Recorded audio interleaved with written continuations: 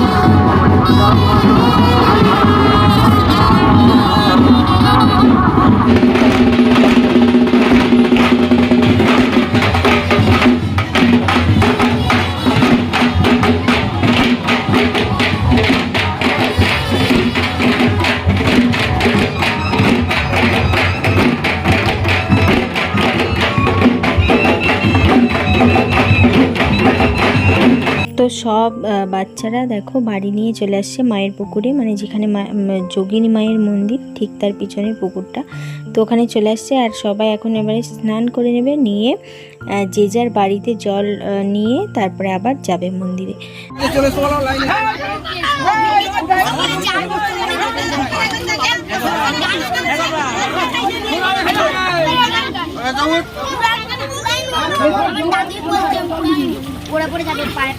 তো এই যে দেখো সবার স্নান হয়ে গিয়েছে, তারপরে বাড়ি ডোবানো হয়ে গিয়েছে। আর এই দিকে হচ্ছে যে সাকি গাওয়া হচ্ছে, তো মা মনসার নামে সাকি গাওয়া হচ্ছে। তো এটা সকাল থেকেই গাইতে হয় পুজোর দিনে। তো এই যে দেখো এই দাদুটা সাকি গাইছেন, তো চলো তোমাদের শোনাই।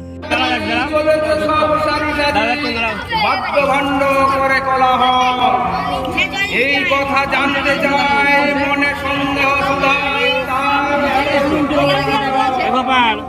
মলমূত্র জলে ভাসে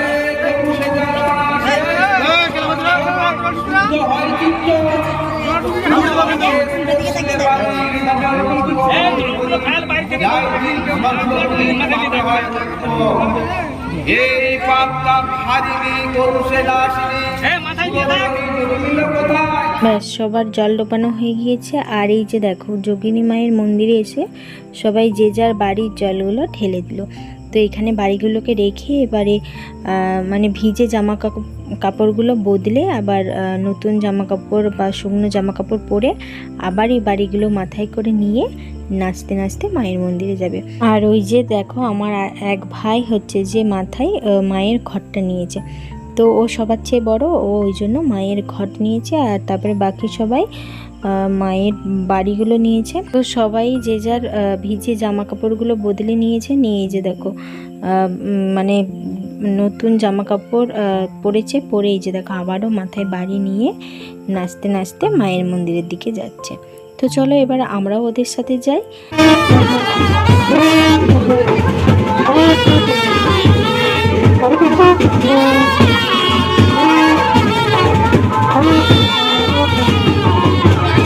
সবাই মিলে মায়ের মন্দিরের সামনে চলে আসছি। তো এখন মায়ের মন্দিরে ওরা যাবে না, ওরা ওদের মাথার বাড়িগুলো নিয়ে পুরো গ্রামটা ঘুরে আসবে, এসে মন্দিরে আসবে। আর আমাদের বাপের বাড়ি গ্রামে মনসা পুজো হয় না, তো এই সব নিয়ম কখনো দেখিনি। তো এখানে এসে খুব ভালো লাগে দেখতে। আর এই বাড়ি ডোবানোটা কিন্তু খুব সুন্দর লাগে। তো সবাই সবার বাড়ি নিয়ে চলে আসছে মন্দিরে। আর এই যে দেখো সবার মাথা থেকে বাড়িগুলো একে একে নিয়ে নিচ্ছে, আর নিয়ে আবারও মায়ের কাছে রেখে দেবে। আবার পরের বছর এই বাড়িগুলো আবার মাথায় নিয়ে ছোট ছোট ছেলেরা বাড়ি ডোবাবে। তো যে যার বাড়িগুলো দিয়ে এখন মাকে প্রণাম জানালো। আর এবারে ব্যাস মায়ের পুজো সমস্তটা সম্পন্ন হলো। আর এবারে দেশ থেকে তারপরে যার যা মনের ইচ্ছা আছে, এই যারা বাড়ি ডুবিয়েছিল ওই বাচ্চা বাচ্চা ছেলেগুলোকে সবাই খাবার খাওয়াবে।